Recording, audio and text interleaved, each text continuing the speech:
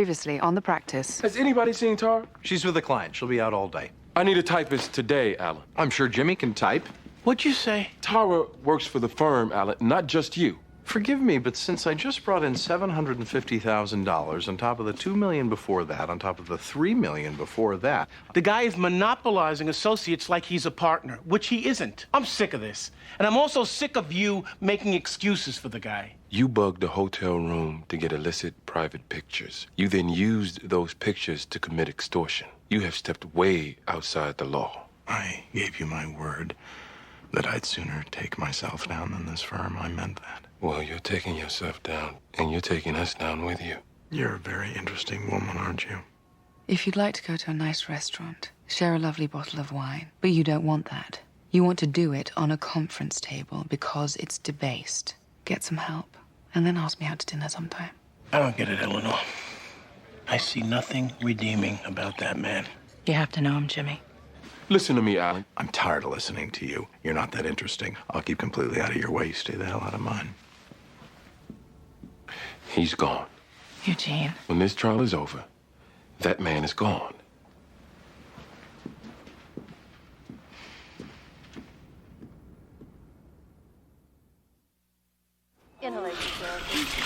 Oh, God, help me. Hang in there. Oh, it hurts. You're doing great, honey. You're It doing hurts. great, babe. You're It doing hurts. great. Where's the doctor? Baby. He's in with another patient. He'll Please be right. get him. How we doing? Oh, God. Still dilated to 6 centimeters. Fetal heart rate?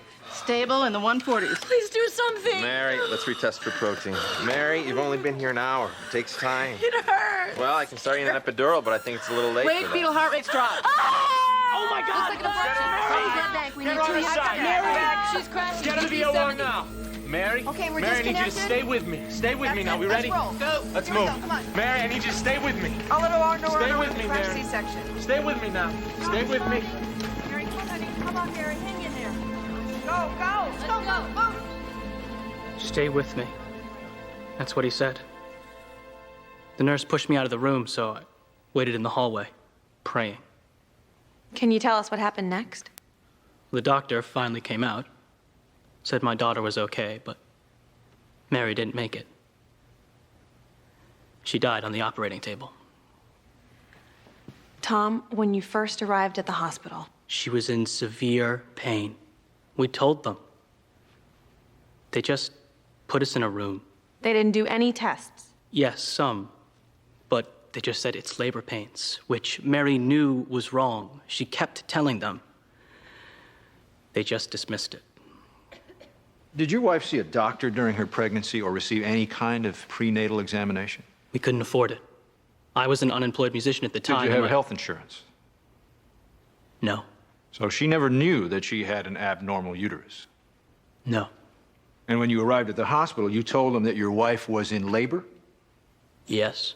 You didn't suspect that anything was wrong? At the time, I thought it was just a painful labor. Clearly, it was not just that. I understand. Thank you. I'm all done. Except to say that we're all so sorry about what happened. May I respond to that? There's no question before you, sir. I'd like to respond to his statement that he's sorry. I sat through 4 depositions, and never once did this attorney show any remorse, contrition. Move to strike. But in front of the jury, he's suddenly compassionate. Okay, Mr. Quillen, you've made your point. You're angry at me. Yes, I am. I'm informed that after your wife died, you stopped going to church. According to several of your friends, you're angry at God. Is that fair? Maybe. So you're angry at the doctor, you're angry at me, even angry at God.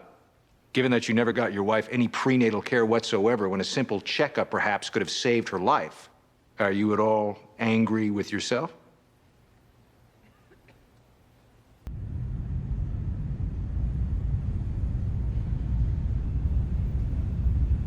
This feels uncomfortable. Eugene, if you're about to fire somebody, you have to meet with a labor lawyer. It would be corporate negligence for you not to do so. Yeah, even so. Is this an administrative employee? No, or- he's an associate who acts like a partner, which is part of the problem. What are the grounds? Well, where do I start? He's unethical, insubordinate. He sexually harasses. He's even committed criminal acts. Problem is, he's also brought in a lot of money, so he may try to claim that he's a de facto partner. When you say a lot of money, For the last 6 months, more than all the other lawyers. Combined. you may have a problem.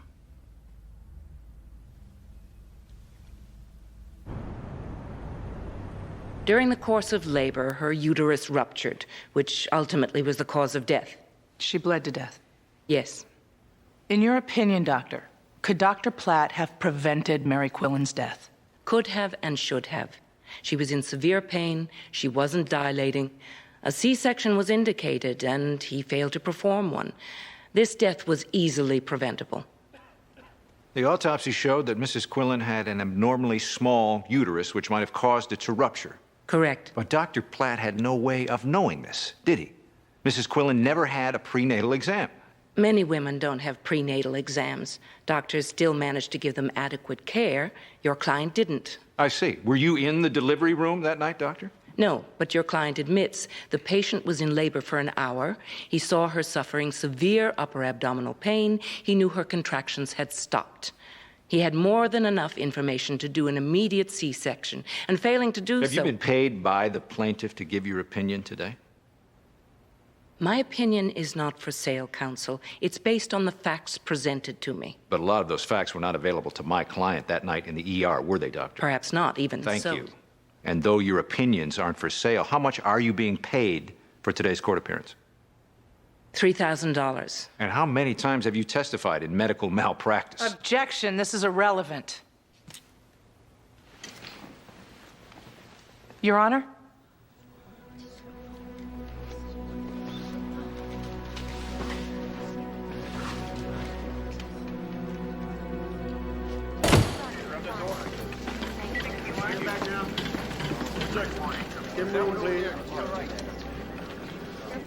Now what? I don't know. If he's okay, it could just be a delay. If he's not, we could get a mistrial. Which means... We might have to start all over again.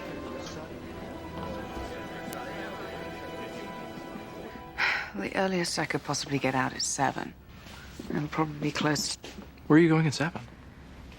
1 second. Should I come? This is personal. Man trouble?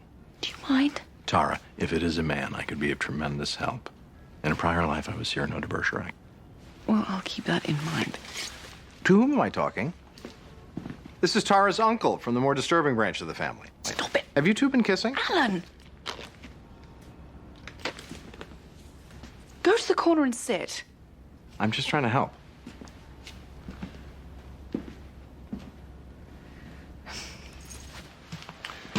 The advice is don't tell Eleanor. She's a partner. She's also his friend, and she'll tell him.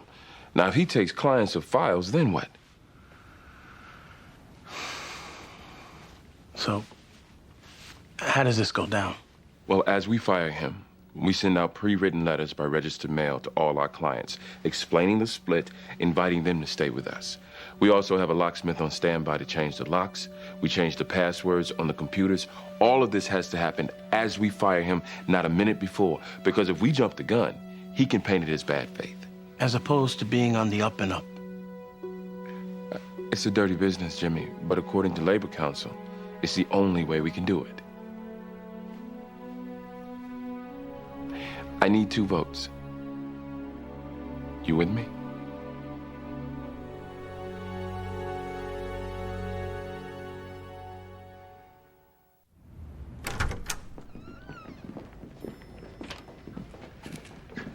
Good news is Judge Zeldin is okay.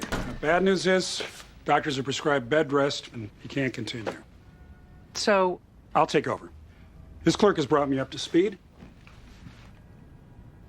Do you think that's wise? Why isn't it? You've expended 2 court days already. It certainly makes sense to keep going if possible. Nobody's been prejudiced. We have a little problem. You remember we told you about the Massachusetts Charitable Immunity Act, limiting damages in medical malpractice cases? You said judges sometimes strike it. I did. And Judge Zeldin was one such judge. Judge Mantle is not. He seems to honor the cap. So, The most money we could get here is now $20,000. What I think we should do is try to settle it for that. no. Tom, I will not settle my wife's life for $20,000. I'd rather take the moral victory of a big verdict than walk away for... Tom, I cannot in good conscience expend thousands of dollars on expert witnesses and expend our time when... I didn't get a doctor because I'm poor. Now, you're saying I don't get a lawyer. That's not fair. We have put in hundreds of hours on this case. Then why quit now, in the middle of trial? Because, as I said, this judge... I want a verdict. I want the jury sending these people a message. These people, in this case, is an insurance company. The only message they're equipped to receive is numerical, and they are immune on this. if you want us to keep going, we will.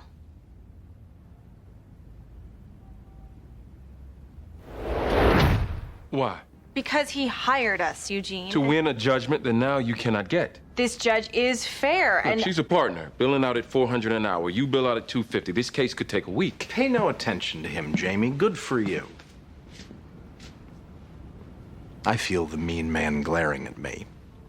This doesn't concern you. Oh, but it does, Eugene. I can tell her how to win. How? I know Judge Mantle. He's a man given to compassion. And better yet, politics. If you shock his conscience, get some media down there to shed some light on that conscience, out of the goodness of both heart and career, he'll probably do the right thing. I have a reporter from WXDE. She owes me a favor. It's biblical, but I'm sure she'd be thrilled to compromise herself professionally instead. Go, tell your story, Jamie. The cap is wrong. The woman died having a baby, for God's sake. The man deserves more than $20,000. Be an advocate. Fix the problem. Go, team, go. Rah! Tara, Jimmy, my office, please. I feel like coffee and a croissant, shall we?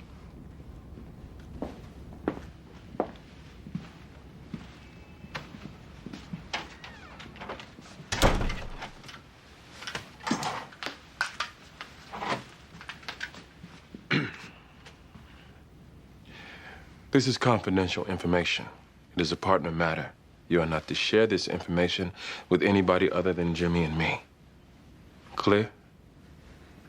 Okay. We need to have all the computer passwords changed by Thursday noon. The new password, which I will give you, you will not divulge to anyone. Okay. You will also get a letter prepared by Labor Council, which letter you have to type on our stationery and prepare to send by registered mail to all our clients. This, too, by Thursday noon.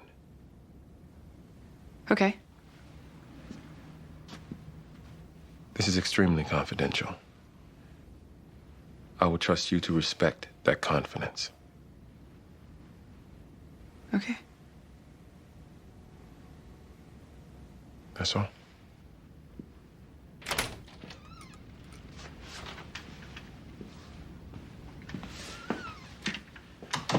Gee, I hope she doesn't suspect anything. Well, we can't do it without her. We're a charity hospital. Of course, money's a problem, but it never affects the quality of our care. C-sections are about twice as expensive as natural childbirth. Is that accurate? Yes, but And who pays the additional costs? typically the insurance company. If the patient has insurance, what if she doesn't? Then the hospital would pay.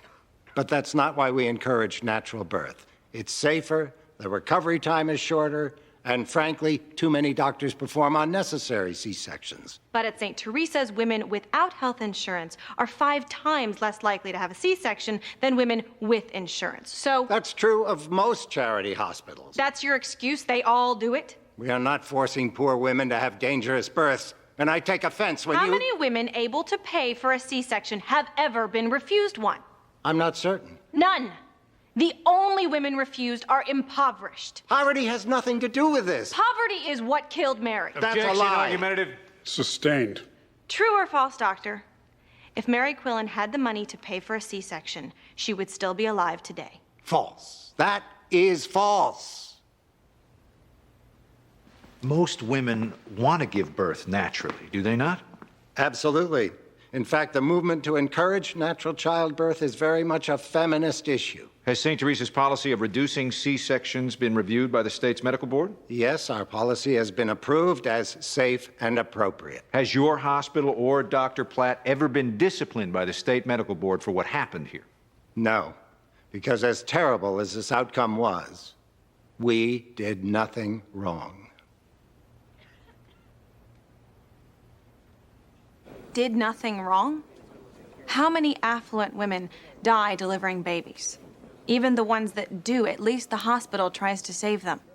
But you know, that's not really the point. What is? Doctors and hospitals make mistakes. Mistakes happen. But to shield them from liability. I'm all for tort reform.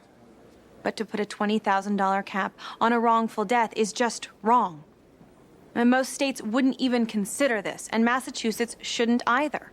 John Kerry can't possibly support this. Ted Kennedy, I know, doesn't. I am hopeful that Judge Mantle will reject this as well.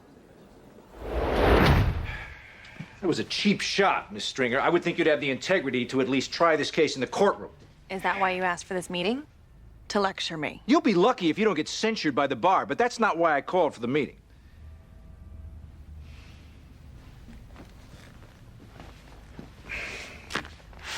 Against my advice, the client is prepared to offer you $100,000, sealed, no admission.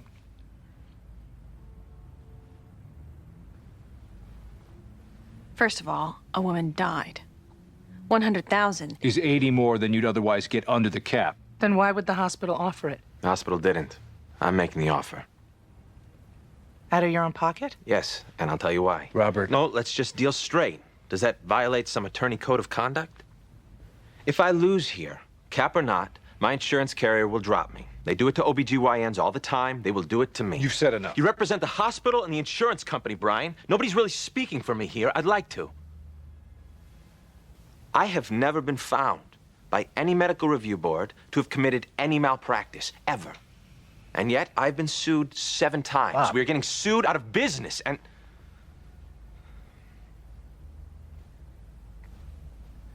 Believe it or not, I am not in this profession for the money. I'm a doctor, a pretty damn good one.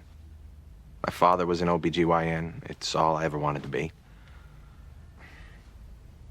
If you win in court, the most you can get is 20. I'm offering you 100. And I'm not taking it. Okay, Tom. You killed my wife. No, you contributed to that by I'm not ever getting prenatal I'm care. not the one. Hey!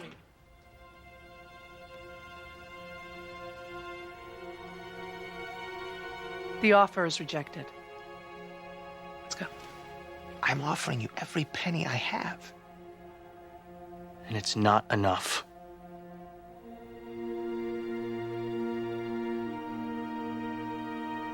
The offer is rejected.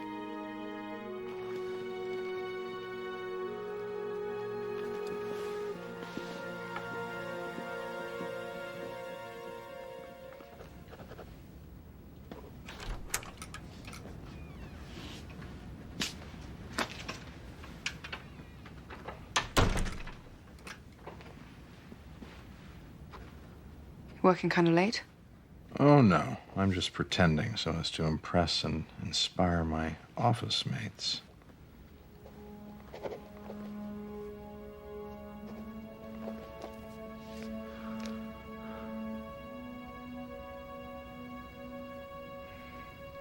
Eugene's hired a labor law firm for something. All the computer passwords are being changed. It looks like someone's getting fired.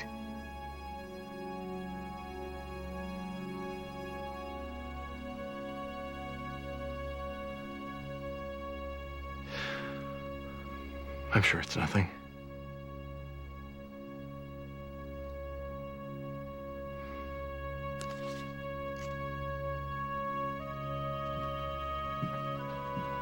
Tara. Thank you.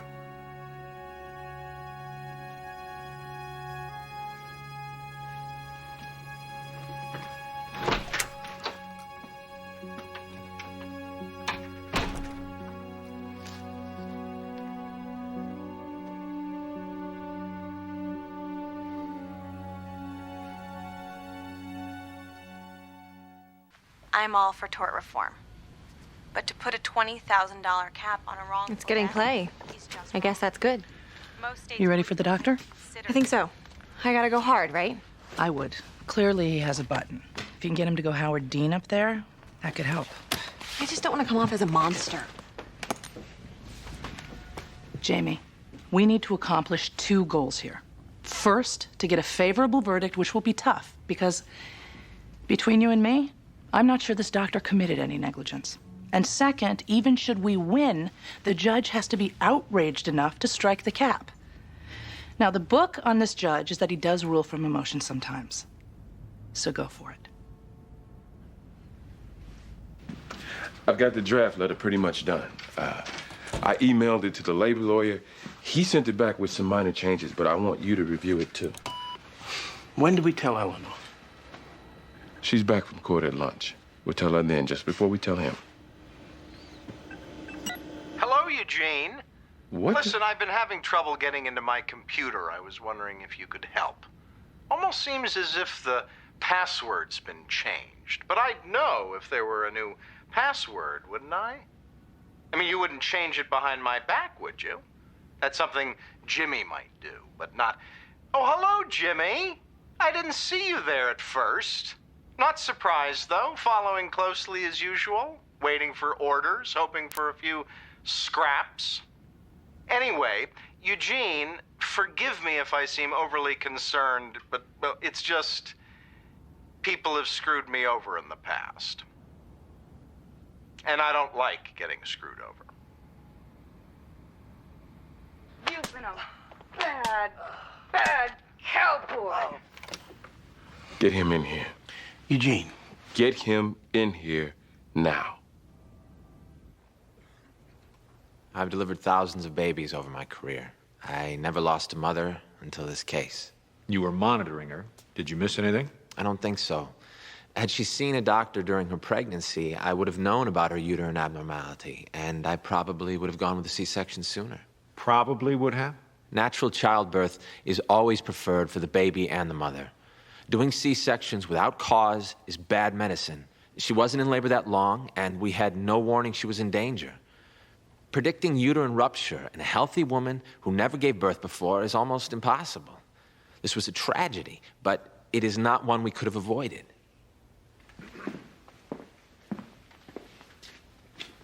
The Quillens told you they didn't have the money for prenatal care. That had nothing to do with the treatment I gave her. My question, doctor, did you know they couldn't pay for treatment? Yes. You also knew they didn't have insurance, correct? Yes. So you knew that whatever treatment they got, the hospital was going to have to eat it. I did not put that woman's life at risk to save money. She had only been in labor an hour. It would have been inhumane to just cut her open without cause. Any doctor... She was screaming in pain. She was in labor. It's you painful. weren't even there. I was there. You weren't. How many obstetricians were on duty that night at the hospital? Just me. The other obstetricians had quit because... Objection. Sustained. You were the only OBGYN on duty that night. And in fact, you hadn't slept for 2 nights before Mary Quillen came in. You were overseeing 5 overly other tired. patients. I was no You business. were exhausted and overworked. I was and not. you made a bad decision. I did the best I could. She came in to have a baby. She's dead. And you did the best. I didn't do anything You wrong. didn't do anything at all. I did everything I could. You know what, counsel? I will tell you this. Objection. Doctor? When that judge went face down the other day, I froze. I wanted to run up. I'm a doctor, for God's sake, but I was too afraid of getting sued, so... Did you freeze in the emergency room No, that night? I did not. But many doctors Dr. might. Platt. You know, you're the problem. You're the problem. Dr. Platt, you're that the is problem. enough.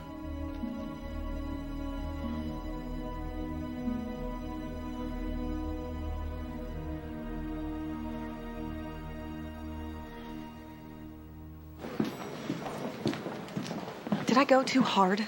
I don't think so. You had to go after him. You had no choice. Is your closing ready? Not exactly, but I'll work on it. May I please speak to you? Doctor, you're represented by counsel. I realize that, but my counsel has a conflict. He represents the hospital and the insurance company. Then you need to retain another lawyer. We can't... $200,000. I would need time to refinance my house, but... I don't think our client is going to move for 2. You people are lawyers. You know what it's like to be held hostage by insurance carriers. If I get any unfavorable verdict, they drop me. Without coverage, I can't practice. Dr. Platt, you're represented by counsel. We cannot be having this discussion. I'm sorry.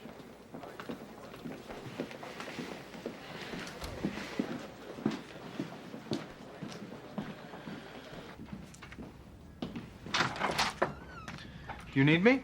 Yes, close the door, please. Is it something sexual? Sit. We've decided to let you go. Ah, go where? You're being discharged. Why? Well, let's call it philosophical differences. I'd like you to leave immediately.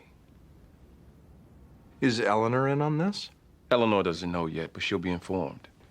I suppose you've already managed to copy files. I'll remind you that that's illegal, though I doubt you care. Eugene, I don't need to copy files. And most of the corporate clients here are mine anyway. You brought them in, but once you did so, they became clients of the firm. Here's a check representing 2 weeks severance pay.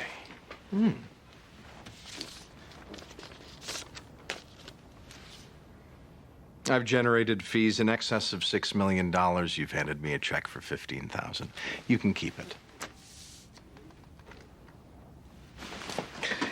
You're a very talented lawyer, Alan, but you don't fit in here. We'll be happy to give you a good recommendation. Now, it's time for you to go. Eugene, is it sexual? Goodbye, Alan. I'm keeping checkers.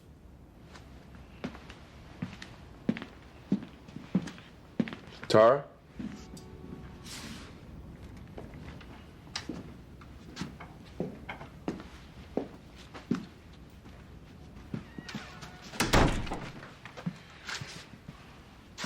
Alan Shore seemed to know this was coming. Did you tell him? Yes. I'm sorry. I owe you a lot, Eugene, and it wasn't my intent to betray you. Really? Well, you did. Why? I guess I like him. You told me he repelled you. He so often does. But it turns out that I consider him a friend. Your employment here is terminated.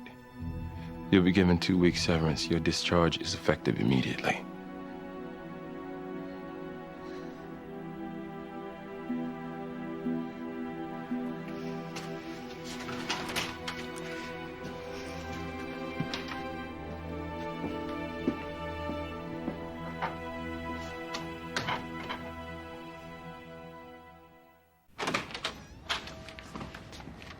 Lucy? Hey! Eleanor. How are you? Oh, I'm good. Good. You look amazing. Thank you. How have you been? How's life as a rape counselor? Well, it's not a lot of laughs, but... God, you look wonderful.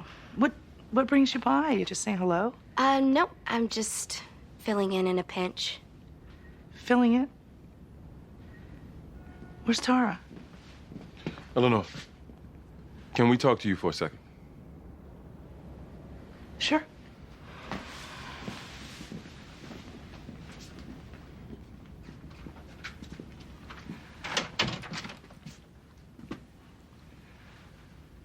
"40 minutes ago, we fired Alan.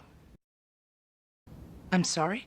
Jimmy and I agreed that on balance, he was a detriment to the firm, Whoa. You and Jimmy agreed? Why wasn't Because you're his friend. as well as a partner with a voting... We were trying to insulate you from a conflict. That's crap! Why wasn't I told? Because we feared you'd tell him, and he's still clients or files or both. Well, it turns out Tara tipped him off, so she was fired as well. How dare you make a unilateral decision without me? It wasn't unilateral. Jimmy and I am a partner in this firm. For you to go behind my back... You're his friend. I'm your friend. You have a duty of honesty to me. As do you to Alan, which we couldn't risk you honoring, not at the expense of the firm. The firm? The firm is you, it's me, and it's Jimmy. And Jamie and Tara. Who you just fired. Because she betrayed us. Eugene! He had to go. I don't care how much money he brought in. He lied. He broke all the rules. He served every one of us. No, he did not. The firm Bobby Donald turned over to us is one of integrity. The name on this place is reputation. It means something. That man demeans the practice of law. He demeaned this firm. He disrespected you, Jimmy, and me. I don't care if we have to scrape for rent. This firm will always maintain its dignity. Character has to count for something, Eleanor, and if it does, that man has no place.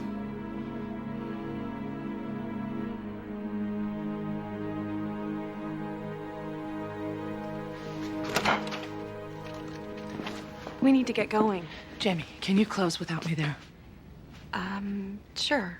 I'm just in no emotional state to, I understand. I'm fine. If the judge asks, I'll just tell him you're not feeling very well. Thank you.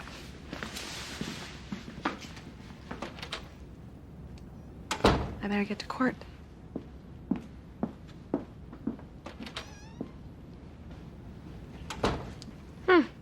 Seems funner than before. Lucy, did all the letters go out? I checked, they're out. Okay. Thank you for, No problem.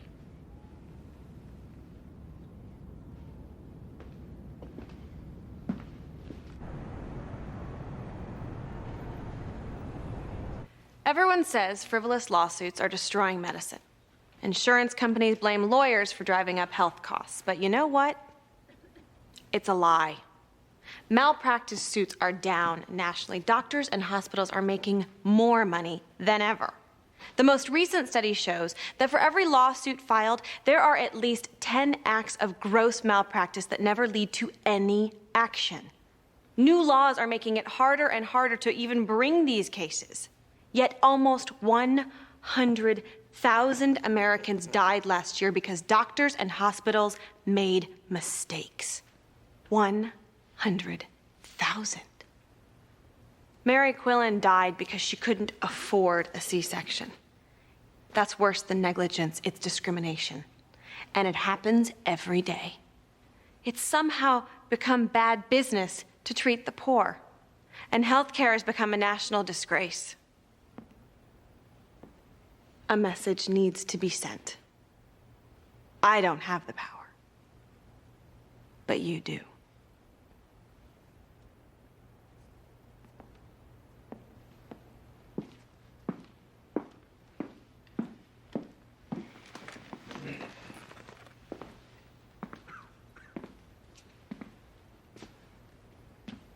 This country, the richest on earth, fails to provide adequate prenatal care to poor women. Had Mary been able to get a prenatal exam, Dr. Platt would have known that her uterus was abnormal and he likely would have ordered that C-section. But because he didn't know, he had no basis for performing a C-section on her until it was too late. One reason for the state of healthcare in this country, by the way, a big reason, litigation. Your Honor? She opened the door on this. I'll allow it. Fear of litigation is driving healthcare costs into orbit. Doctors routinely order expensive tests to cover themselves in case they get sued. And according to Newsweek magazine, we waste $50 to $100 billion on what's called defensive medicine. Physicians are now afraid to discuss their mistakes with each other because candor can be used against them in court. But you know the worst part? Good doctors, men and women in the business of healing, like Dr. Platt, are being driven out because they can't afford coverage. He couldn't foresee an abnormal uterus. This wasn't his fault. But hey, anybody and everybody gets to sue. The problem is, win or lose, he loses. And so do we all.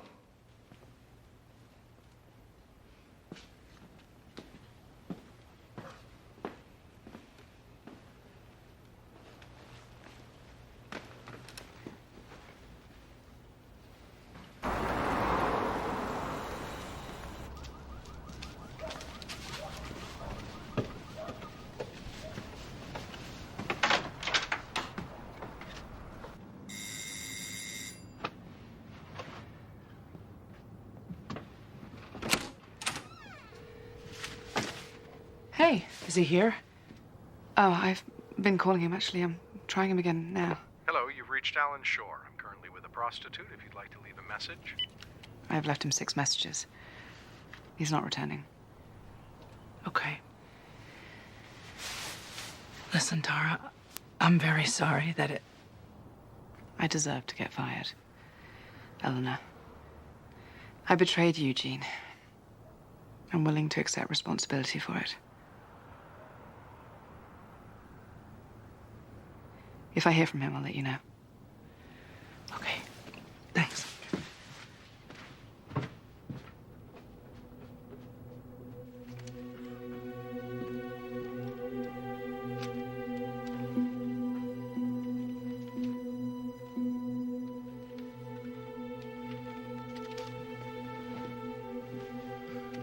Has the jury reached a verdict? Yes, we have, Your Honor. Question 1. Was the hospital or Dr. Platt negligent in the death of Mary Quillen? How say you? We, the jury, find Dr. Platt and the hospital guilty of negligence. Question 2 refers to damages. Have you reached a decision on that question? Yes, Your Honor. We, the jury, find Dr. Platt and the hospital jointly and severally liable and order them to pay the Quillen family $3.6 million. Defense moves to reduce the judgment to the statutory cap of $20,000. Opposed. Your Honor has the discretion to lift the cap. There is no authority for that discretion in the legislative Your definition. Honor can rely on precedent where Those judgments... precedents are certainly not The binding, Your law Honor. is wrong. Which is exactly why most states did away with the charity caps 50 years ago. You're right, Miss Stringer. The law is archaic, perhaps even immoral. But as a judge, I'm bound to uphold it. The verdict of $3.6 million is vacated by statute.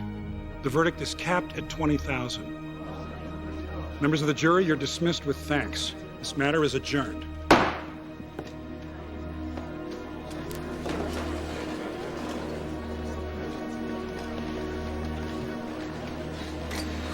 I'm sorry. We'll appeal and we'll ask for the full judgment, but... It's okay. You at least got a verdict. I'm grateful for that. Maybe it'll be heard. Let's hope so. I wish you well, Tom. Thank you. And please, thank Eleanor for me. I will.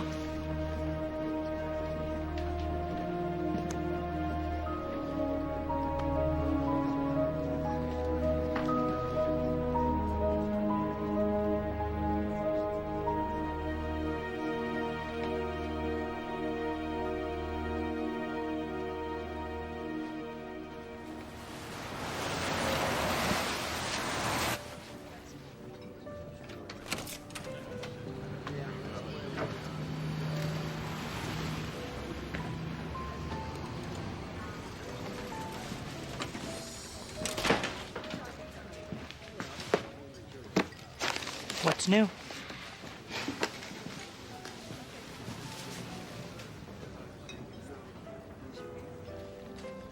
I'm sorry. I didn't know.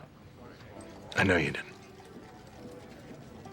I'm gonna try to dissuade them. Eleanor, it's a place of work, nothing more. It's the little things in life I find annoying.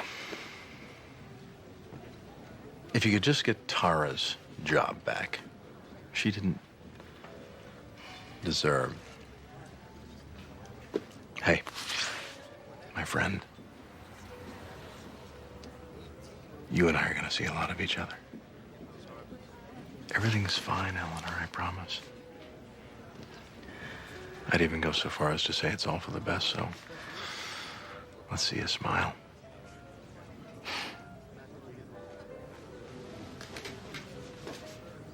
I didn't figure you'd go so quietly. Who said anything about going quietly? Eleanor, I give you my word. This is going to get very ugly. Not to worry.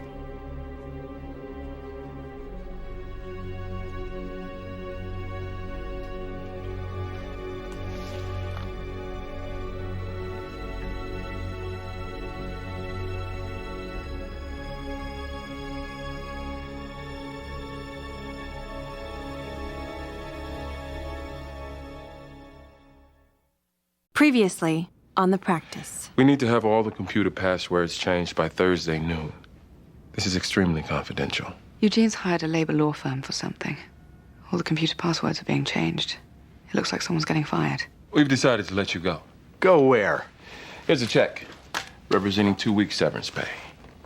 I'd like you to leave immediately. I've generated fees in excess of $6 million. You've handed me a check for $15,000. You can keep it. Alan Shore seemed to know this was coming. Did you tell him? Yes. Your employment here is terminated. 40 minutes ago, we fired Alan.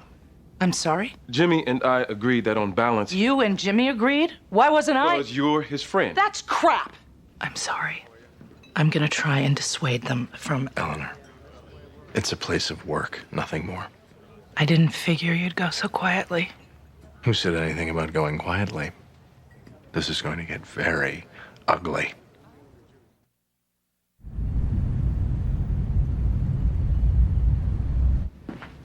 Eugene, he's struck again. What now? Hi. This message is for Eugene and Jimmy, especially Jimmy. I just want to say I miss you all terribly, and I can't wait till I return, which should be very, very soon. He's on my computer, too. Brushing his teeth. Has he made any attempts to take files? Not that I can tell. Eleanor, tell your friend if he continues to break into our computers, we're going to the police. Yes, Eugene. I've demonstrated such a fine ability to control him, haven't I? I'm off to court. You're giving me $5,000. Yes. For what? What'll it get me? A slap in the face, and it'll be free. Tara, I got you fired. No, you didn't. I made the choice to betray Eugene. You don't owe me anything. That isn't true, and we both know that. Look, let me at least try to get you rehired someplace else. I've got my bar exam coming up in July. I should probably take time off anyway. I'm fine, Alan. I don't like being in someone else's debt. So what are you going to do? Why, I'm going to get what's mine, of course. Which is the real reason I'm here. If this should go to trial, witnesses will be called for both sides. May I call you to be on mine? What did I witness? For starters, the conspiracy to fire me. I also suspect they might try to raise my ethical deficits as grounds for the discharge. You might be able to bolster my estoppel claims, as well as, well, you're familiar with the doctrine of unclean hands, aren't you? How messy is this going to get? May I count on you, Tara? I need you.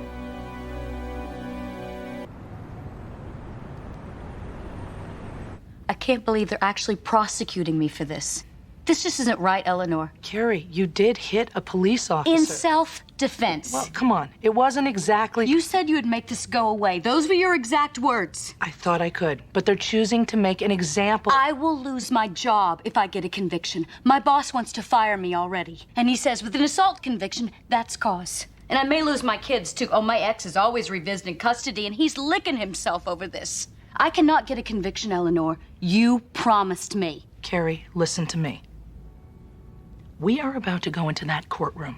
It is important... Don't talk to me like I'm a child. I am talking to a criminal defendant. Your demeanor will factor into the disposition. You need to rein yourself in. Do you understand? You promised me.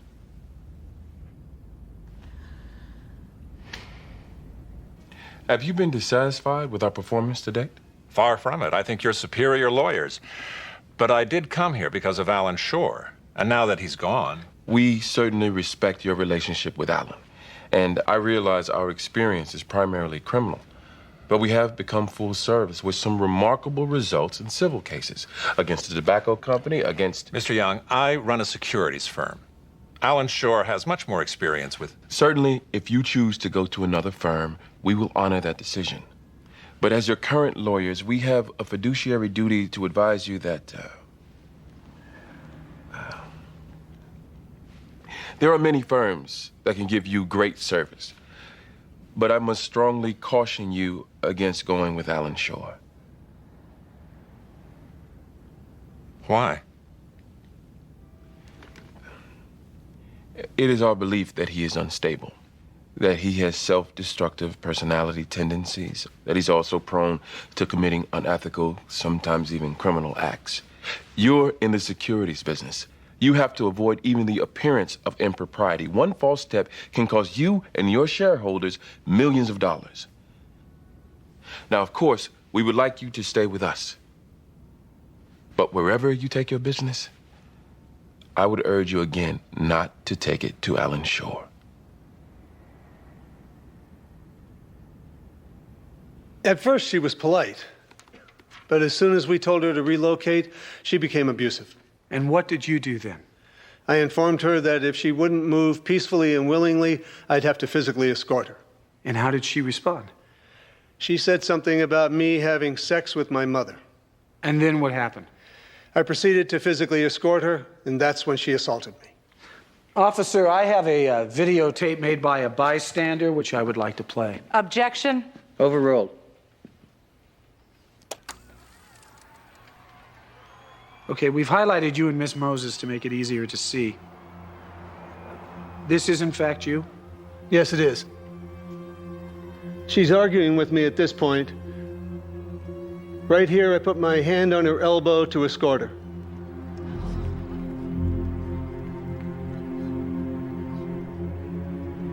Does this tape fairly and accurately reflect what happened? Yes. Thank you, officer.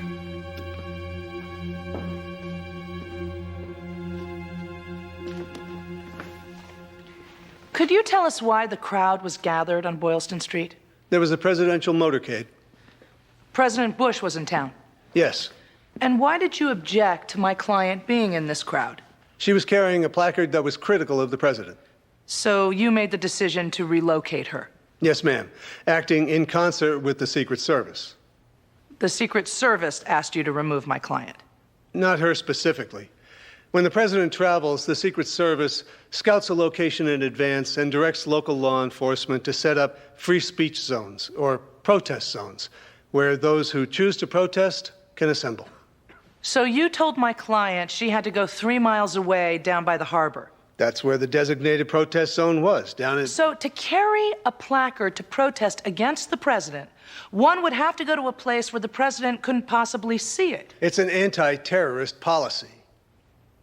Terrorist? Yes. Terrorists pose a security risk and obviously tend to be anti-U.S., so we relocate protesters to where they won't pose a risk to the president. Just so I'm clear, people with pro-Bush signs were allowed to line the streets for their motorcade. People with anti-Bush signs were either taken away or arrested. Basically. And when you tried to explain this to my client, she became enraged. Very enraged. And as a result of her rage and you trying to physically escort her, she threw a punch. Basically. It's stunning. Recently, 2 grandmothers were arrested in Florida for waving tiny handwritten protest cards outside of the designated free speech zone. What's the point? What's the point? You didn't want to have a beer to lament the demise of free speech. What's the point? I know you hired a lawyer. Alan, give it some time so tempers can... I'd like to work this out. So would I. Then you can't be sending emails of yourself if you antagonize Eugene and Jimmy. Look, you can't get fired by 2 firms in 1 year. As brilliant as you are, your career will never recover. You need to work this out. I land on my feet, Eleanor. I could show you the bunions to prove it.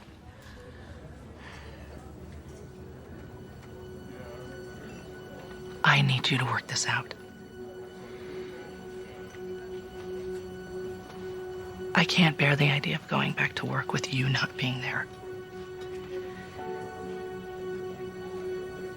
A fight hurts everybody. I'd need to be able to bring Tara back. Let's get this to the table, and we'll work it out.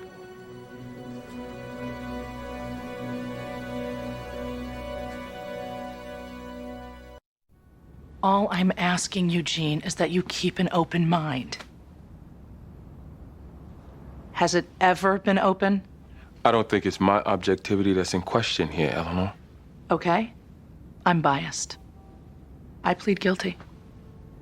But I am speaking objectively when I say a war is bad for business. Our business. Look at any law firm divorce. Show me one where anybody has come out ahead. We'll talk to the man's lawyer. Thank you. I like President Bush. I voted for him before. I'll probably vote for him again. And I'm pro-war. I'm not one of those liberals. I cheered when they caught Saddam. So did my kids. We wanted to cut off his head and play soccer with it. Carrie, what were you protesting that day? The environment. You're against the environment? No, I'm for it. I'm very concerned about the air my kids breathe and what I was protesting. See, the EPA puts out some report to give the public warnings and stuff on the environment. And the administration censored it so the public wouldn't know what they were trying to warn us about. What's up with that? So you had a placard saying, don't censor the EPA. And this policeman tells me that I've got to go somewhere 5 miles away from the motorcade. So when he told you this? I hit him. Not right away. We first had words. He said that my carrying a placard on the EPA somehow made me a security risk. I said, what about my right to assemble? He said, I got a right to assemble, but it's in another section of town. And then he got belligerent and dismissive. And that's when I made reference to him in an unfavorable light. And at that point, he grabbed me to pull me off, and on instinct, I lost it. Free speech zone. I thought this whole country was a free speech zone. What do you mean I didn't do well? You did great, but you came off a little gruff. Gruff? You could have left out the playing soccer with Saddam's head. That doesn't make me gruff. Carrie, I'm just afraid the jury is going to read you as antagonistic. I could probably plead this out on a misdemeanor battery. But what about my right to protest? Well, that right doesn't include punching a police officer, and you don't want to go down on a felony. You know what, Eleanor? I got rich relatives in Europe. They visit sometimes when they come to Boston to see musicians and stuff, and they're snooty. I'm not sure that's relevant. No, I'm getting to it. They're snooty about their money, about their country, about their intellectual whatever. And they look down on me. And you know what I tell them? What I say I got that they don't got? America. A true democracy, real freedom. And I don't mean to sound like Patrick Henry and all those dead presidents. Patrick Henry was never a president. But to be able to vote, to protest, to do all the things we went to Iraq to give the Iraqi people the chance to do. It means something. I went to that motorcade to voice my opinion, nothing more. That cop told me that I couldn't do that. Now, maybe I shouldn't have hit him, but I will not plead out on this. I have not yet begun to fight. John Paul Jones or somebody said that. Was he a president? No. I can't walk away from this, Eleanor. This isn't right. And I need you to fight for me.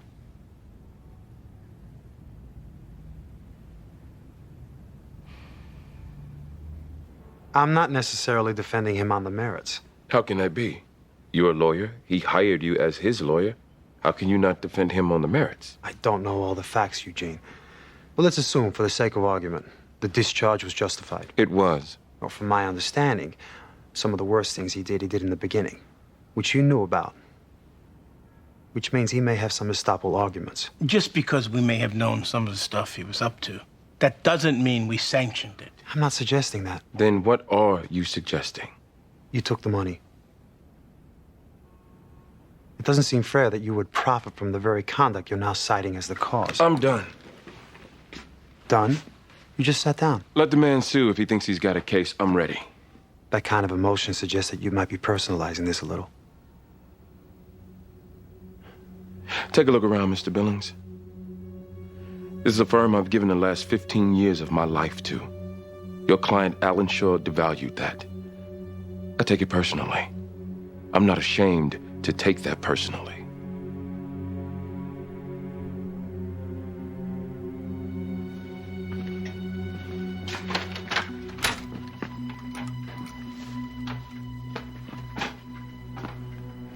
All you need to know, Eugene, I won't lose.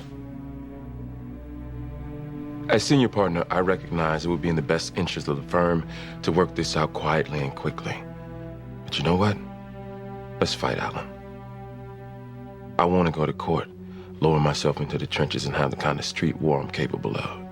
But not to worry, because you won't lose.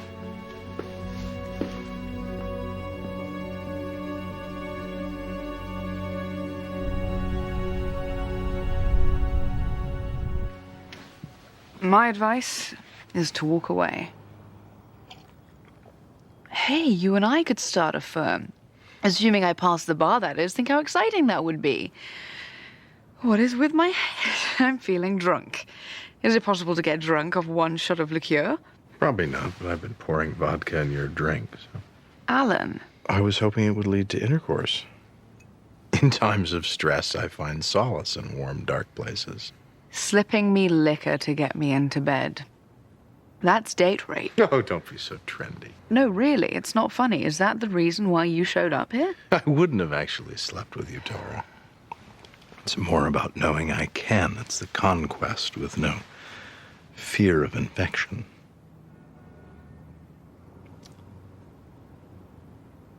Alan, are you interested in a relationship with me? You needn't worry about it happening. I'd never actually let it. So I'm offering you a rare bite at honesty. Are you interested in me? I find you very interesting. You and I would last a week, Tara. It'd be an absolutely glorious week, but no. I'm only here now because Eleanor's in trial and I hate getting drunk alone.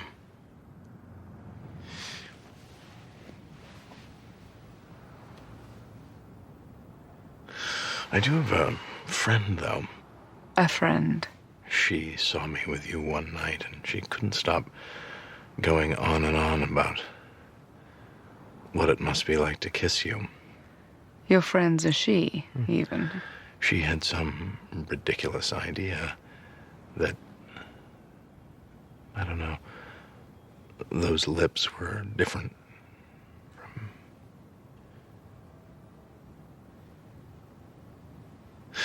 Lips are lips, I said, and since most people close their eyes while kissing, it really doesn't matter who or what.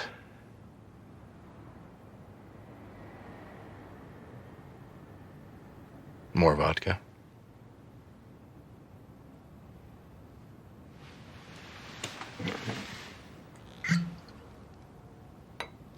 You seem a little fragile.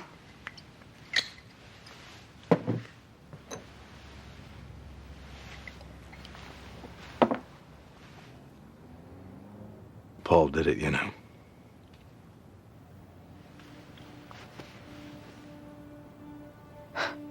I'm sorry. Paul Stewart. He killed Brenda Wilbur.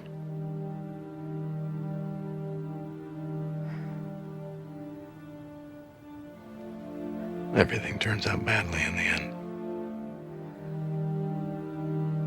That's the only life lesson one needs.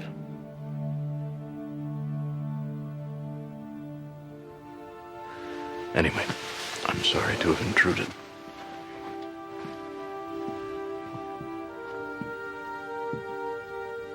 I don't think you should drive. I took a car. It wasn't mine, so I'm sure the police are out there, but they'll give me a lift.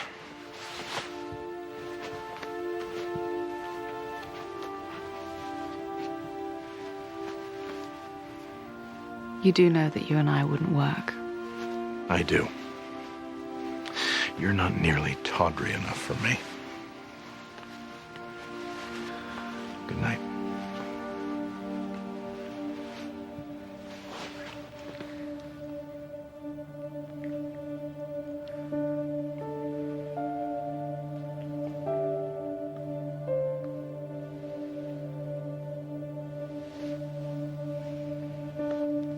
For your friend. And whoever else might be curious. Good night. Tara. Relax. I don't want the key to your heart. Just the office. Excuse me? They changed the locks. But the master key should still work. And you have it. Don't you, Tara?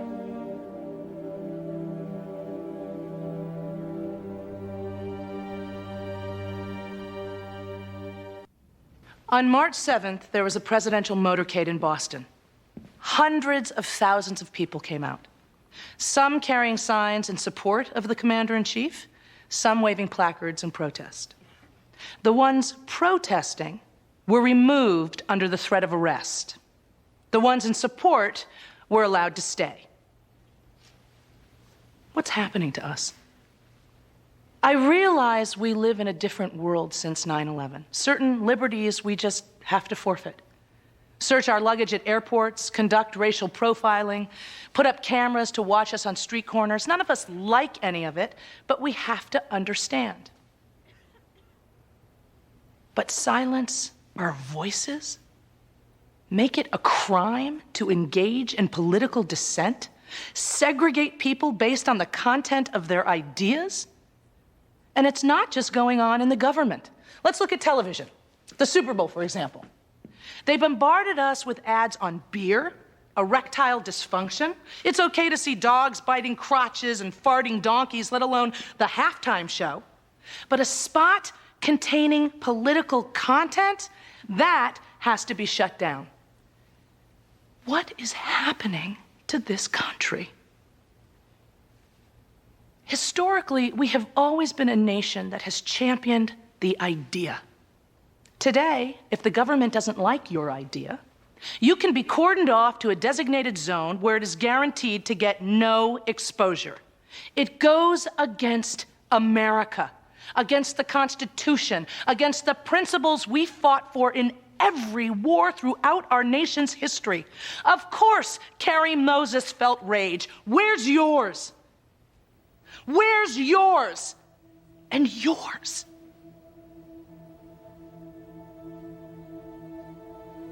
Edward R. Murrow once said, "We must never confuse dissent with disloyalty."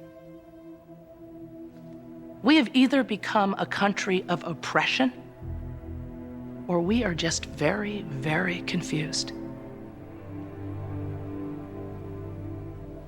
As Carrie herself said, free speech zone?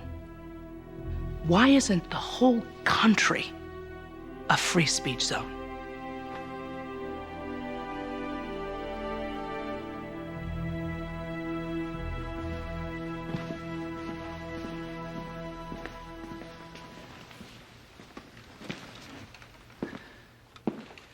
Miss Moses punched a police officer. The crime she committed was assault, for which she has no defense, by the way. Which, of course, is the reason Miss Frutt just filibustered all of us on the principles of individual freedoms. But since Miss Frutt has raised the constitutionality of the free speech zones, we live in a country where presidents get attacked. In my lifetime, I saw President Kennedy get shot, his brother Robert assassinated running for president. President Ford was nearly shot. President Reagan was shot. And that was before 9/11. The whole terrorist world would love to see President Bush dead. Vice President Cheney has to live in secret hiding. So real is the threat. Are we really being that unreasonable to impose strict security measures, perhaps even overreaching ones?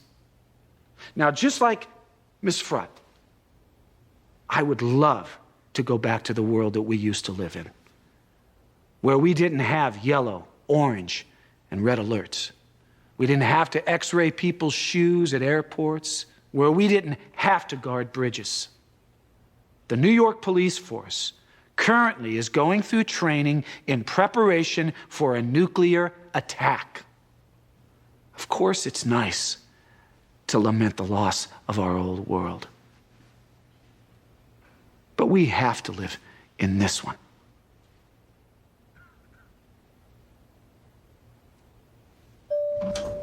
You tell me you want to settle, then you break into their office. Only to download the books. That's illegal. And why did you change the name on the door? Okay, that part was fun. I'm not going to represent you, Alan, if this is how you're going to behave. What's with the red ties, soldier? Denny. I beg your pardon? Around here we wear cold ties, blue, black, hard colors, tough colors. Red is soft. Soft does not work around here, sailor. This is Alan Shore. Denny, he's not an attorney here, he's a client. Oh. Red's a soft color, Pilgrim. That's Denny Crane. The Denny Crane. Don't be fooled. Once he's in the courtroom, he's every bit the icon. Now, can we get back to you? They've moved for a TRO before Judge Gleason tomorrow. What's this I hear on Ryan? He's holding at 120. His attorney's doing any second. Send him into my office, will you? Good man, Gleason. Shot ducks with him on Saturdays. Good man. As you can see, I'm in the middle of something, so maybe we should just reschedule. Mr. Crane, Denny.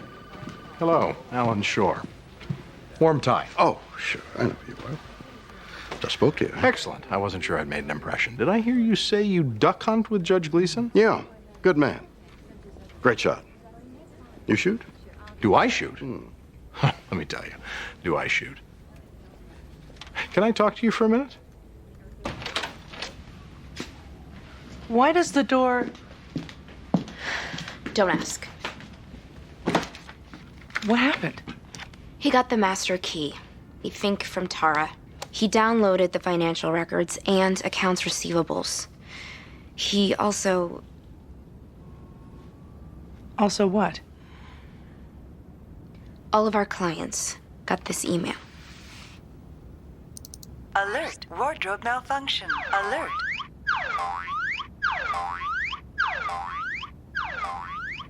Where's Eugene? He's in his office. We have a TRO scheduled for tomorrow.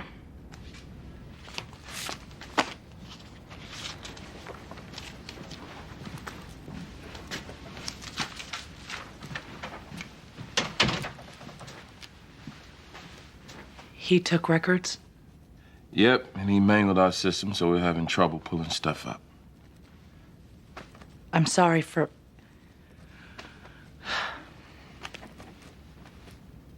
Do you blame me for this?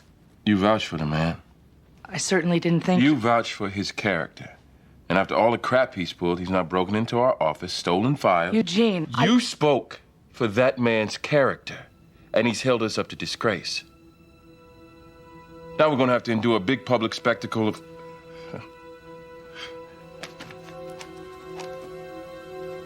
I certainly didn't see this coming. That's the difference between us. I did. And I still...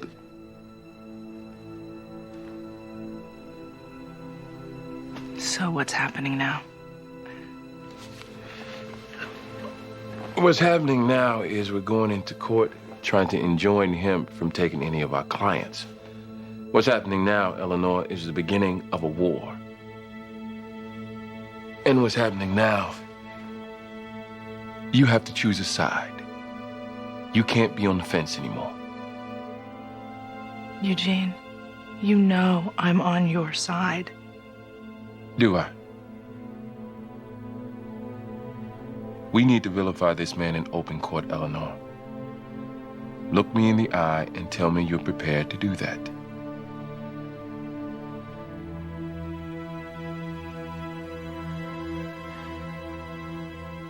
Partnership by estoppel. We get the court to declare me as a partner. There's precedent under Massachusetts law. You Jewish? Am I Jewish? Best bet we argue they fired you because you're a Jew. No defense against that. Well, I would ordinarily agree, but they didn't fire me for that, and I'm not Jewish. I didn't hear that. Mr. Crane? Stan Brenner? Matthew Billings said you wanted to see me? Yeah, come in. I'm told you're holding at 120. The man died, son. Well, as I explained to Mr. Billings, there are some serious liability problems, sir. I don't want to hear about liability problems. Mr. Billings explained that Maurice Sennett is one of my oldest and dearest friends. That I'm like a brother to her late husband. It was actually the brother who died, not the husband. Really? You know what? Medical records aside, if Denny Crane tells the jury it was the husband, they'll believe it was the husband. I play poker with Charlie Levine. Charlie still head up litigation at your firm? Yes, he does. Hell of a guy, Charlie. Listen. We're going to raise your last counter to 142, and I'm going to whisper in Charlie's ear what a fine young associate he's got in you. And Charlie respects my opinion. You know why? Not because we're friends, but because I'm Denny Crane. You knew that, didn't you? Denny Crane? Good-looking kid. I'll bet later tonight you'll be on some barroom stool trying to finesse your way into some legal secretary's panties. You want to get there faster, son? Tell her earlier you held court with Denny Crane. Denny Crane. He's a whack job. He's eccentric. Eccentric?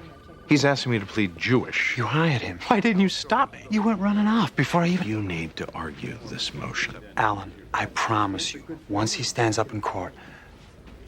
What? Once he stands up in court, what? He's Denny Crane. Oh, my God. No, really. He's Denny Crane.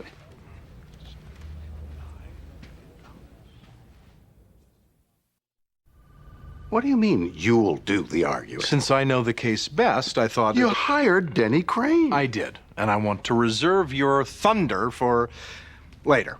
For now, I want you to sit there as the big cannon. I want your aura. I want you to exude the power of esteemed, noble duck hunter. You don't want me to talk? Not this early in the case. It would be premature. For today, look, I've got my dark tie on. I'm ready.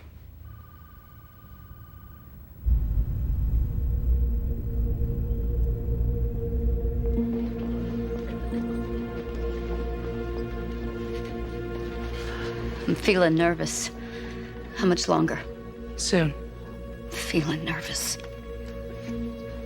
Madam Foreperson, the jury has reached a unanimous verdict. We have, Your Honor. Will the defendant please rise? What say you? Case number 75421 in the matter of the Commonwealth versus Carrie Moses. On the charge of aggravated assault against a police officer, we find the defendant, Carrie Moses, guilty. Piss. Ms. Moses, you've been found guilty. Now, on a matter of sentencing... Hold on. We're doing sentencing now? Yes, we are, Miss Frutt. The crime for which you have been convicted is very serious, and the court takes it seriously. And accordingly, I sentence you to 8 years to be served at Cedar Junction. 8 years maximum security? People need to know they just can't go around openly criticizing our government, eroding our national unity. This is America, Ms. Moses. You dissent, you go to prison. 8 years. Cedars. Adjourn.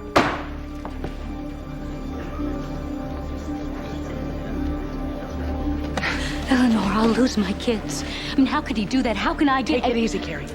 That ruling was tailor-made for a reversal. It's almost as if he wanted to...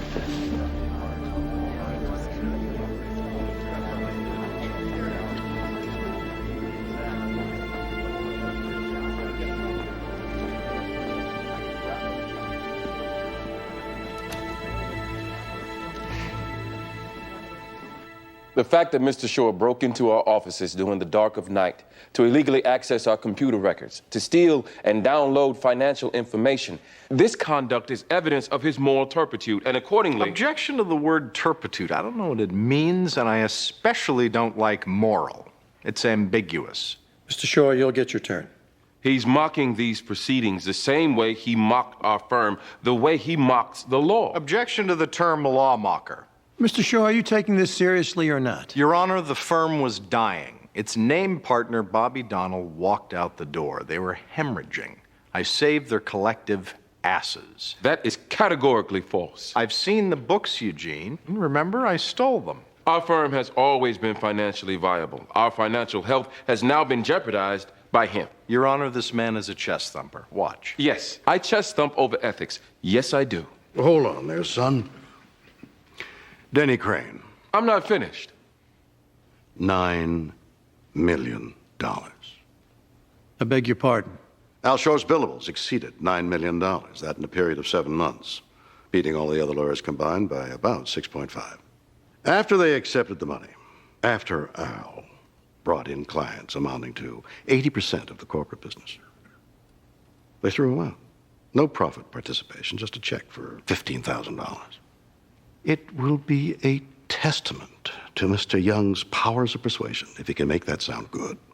So, I, like you, am looking forward to what he has to say. Denny Crane.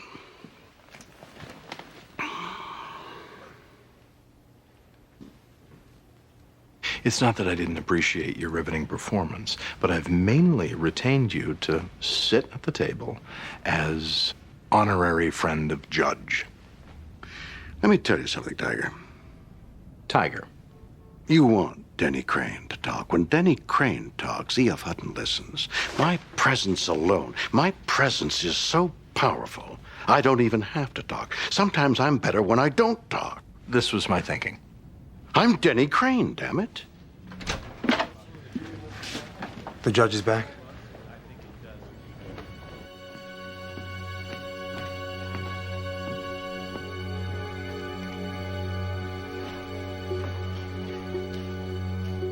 Well, Mr. Shore, you're going into the files, changing the name on the door, futzing up the computer so they can't access records.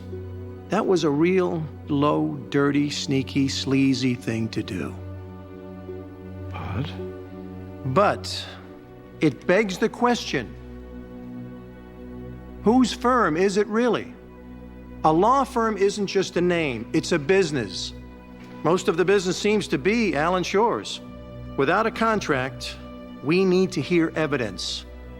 I haven't got enough before me to find likelihood of success on the merits for either side.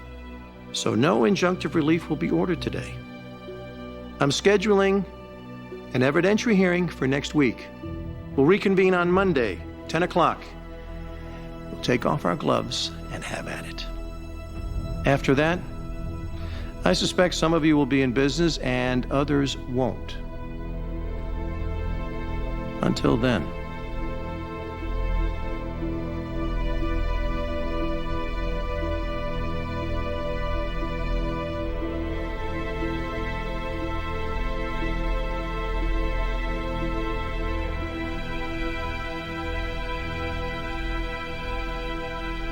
Next, on the practice. We consider you an extremely valued member of the practice, and we hope you will consider rejoining us. You offering me my job back? This is Noah Burke. He'll be representing us in our labor dispute. The guts of our case will be that Alan Shore is a bad guy. Now, you will need to testify. You will need to get in the witness chair and not only support the idea that he's a bad guy, but actually sell it. Are you testifying against me, Eleanor? Alan, what do you want? I don't know.